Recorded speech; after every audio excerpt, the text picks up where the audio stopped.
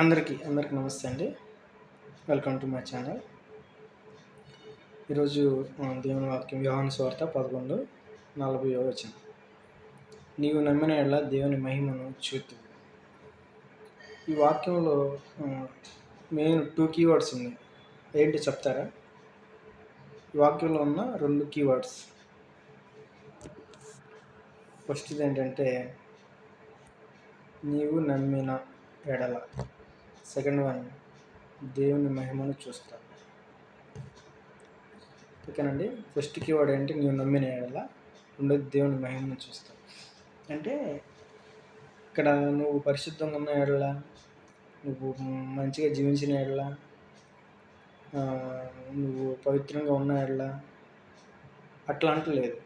అంటే అట్లా ఉండొద్దని కాదు, అట్లా ఉండాలి. కానీ వాటికంటే ముఖ్యమైనదంటే నీవు నమ్మాలి ఫస్ట్.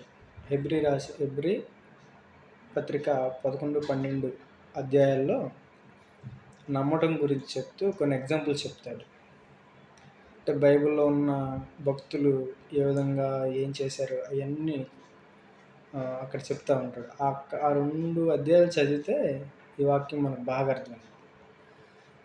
హెబ్రీ రాసిన పత్రికలో వాక్యం మనకు బాగా అర్థమైంది. సో నమ్మిన యెడల యుద్ధాలు జయించారు, హింసలు ఎదుర్కొన్నారు, రాజ్యాలను జయించారు. చాలా ఒక పెద్ద లిస్ట్ ఉంటుంది అక్కడ. అంటే ఏందువల్ల అక్కడేమో నమ్మిన యెడల, మీరు నమ్మారు, నమ్మకం విశ్వాసం ద్వారా మీరు ఈ విధంగా చేశారు. అక్కడ ఆ చాప్టర్ కూడా ఇదే ఉండిద్ది. విశ్వాసం ద్వారా గొప్ప కార్యాలు చేశారు, విశ్వాసం ద్వారా గోడలు పగలగొట్టారు, విశ్వాసం ద్వారా చాలా చేశారని అక్కడ ఉండిద్ది. సో ఏంటంటే వాళ్ళు ఏదో గొప్పగా జీవించారని కాదు, కానీ వాళ్ళు నమ్మారు. నమ్మినప్పుడు దేవుడి మహిమ చూశారు. దేవుడి మహిమ అంటే గొప్ప కార్యాలు, యుద్ధాలు జయించటం, ఓడిపోతాం అనుకున్నప్పుడు జయం రావటం, అది దేవుడి మహిమ. అంటే మనం చేయలేము, మన వల్ల కాదన్న విషయంలో